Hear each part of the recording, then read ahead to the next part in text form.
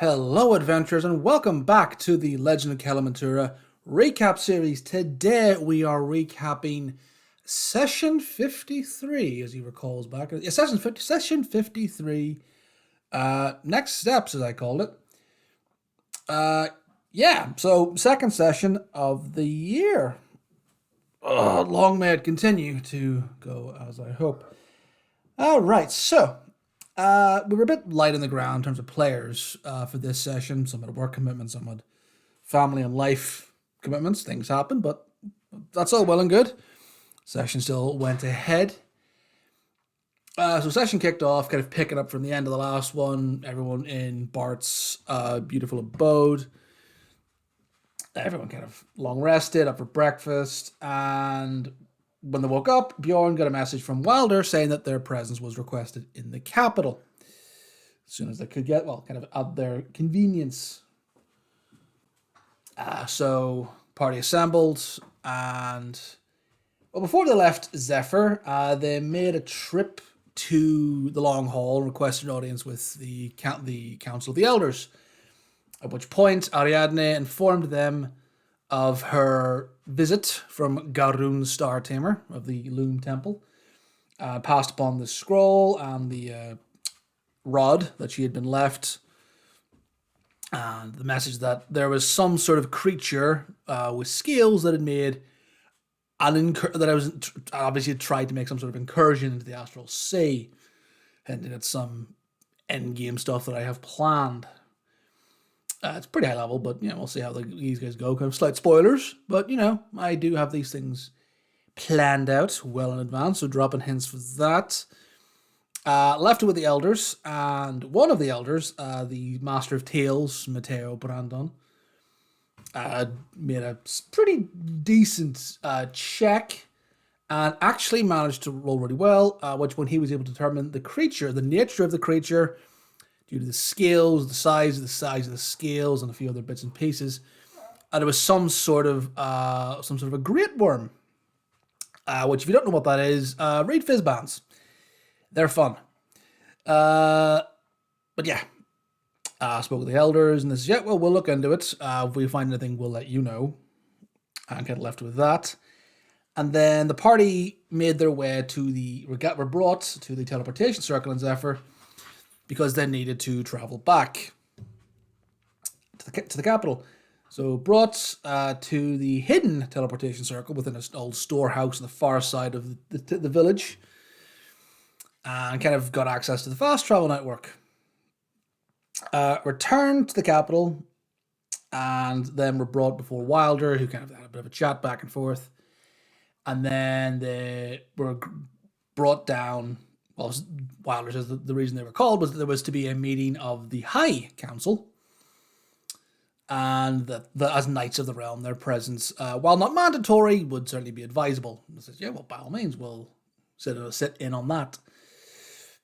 Brought down to a subterranean chamber, well below well below the surface level, and they were given an audience before the 5 highest ranking members of the council. Duke Primus, Don Lay, I can't remember off the top of my head, I need to look at my list. Yeah, the 5 most senior and influential political members on the council.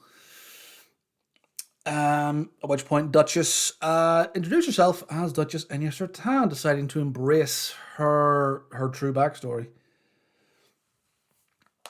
The council at that point kind of went through their briefings, kind of preparations for winter's underway.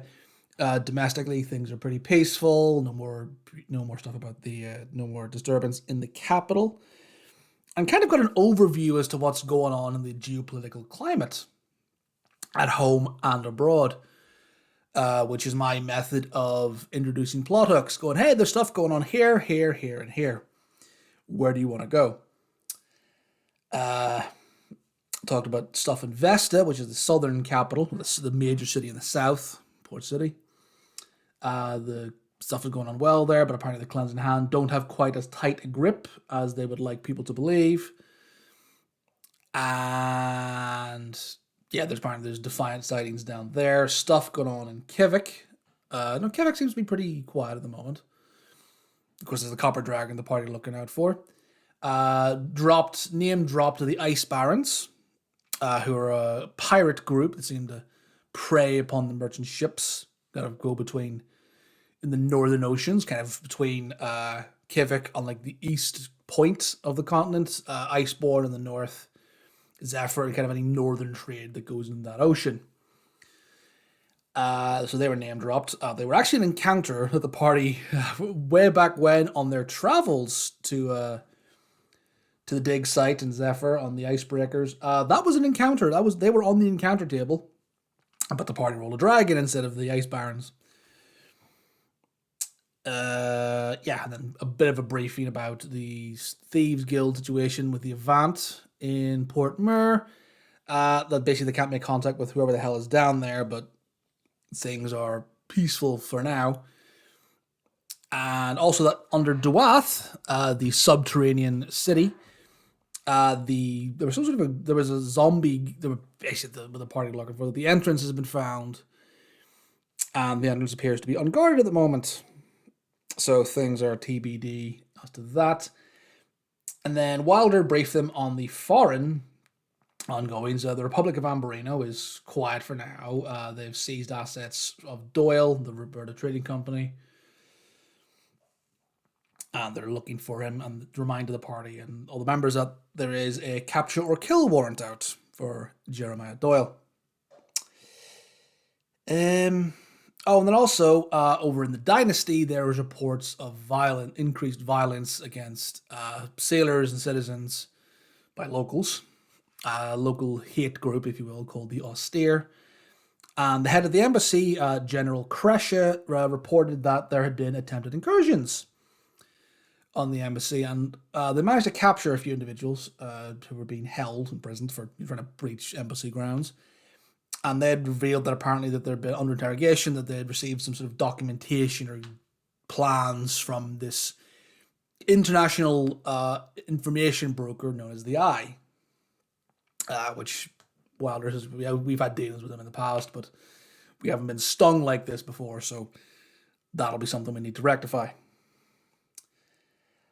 And at which point the party, having received this massive exposition lore dump, asked Duchess how she intended to proceed. Did she wish to remain anonymous, or did she wish to return to, alive status? To which she said, no, she wants to come back. She wants to reverse the process of being declared legally dead because her whole family was killed in a sailing accident. So started the process of that. The party also did some shopping. Bart picked up a deck of Wonder and some other bits and pieces, and I've already forgotten what the hell my party bought. Bjorn made inquiries about some armor, but didn't have anything in stock at the moment. And they asked that the revivified diamonds that the party have, the diamonds they have are going to be imbued with the revivify spell, kind of like a sort of a scroll type thing. Basically, the diamond can then just be activated by anyone. So if Duchess goes down, anyone can activate it. And Bjorn also talked about getting some sort of a magical bandolier storage type thing, which is in the works. And Duchess inquired about spell components for Holy Aura, which, that'll come up at some point. And then the party made their way to this law firm to sort of delve into Duchess's backstory, and along the way, Bjorn caught a glimpse of the sect, the Mentura sect of the Cleansing Hand, looming in the background.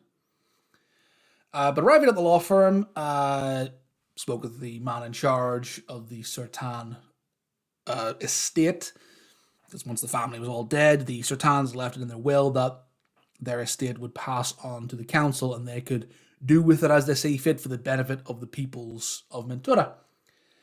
At which point, the Duchess learned that her family were fucking minted.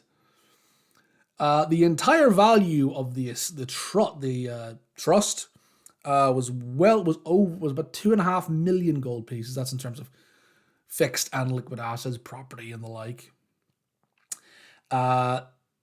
there are a number of properties that the trust owns. There's an apartment that has been mothballed and is available to be used.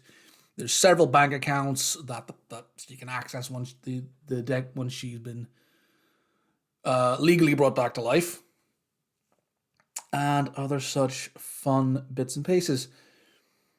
And also, the party then inquired, because as Knights of the Realm, they are entitled to a property anywhere that they can so choose. So I have to go make up property pile listings, effectively. That's going to be fun.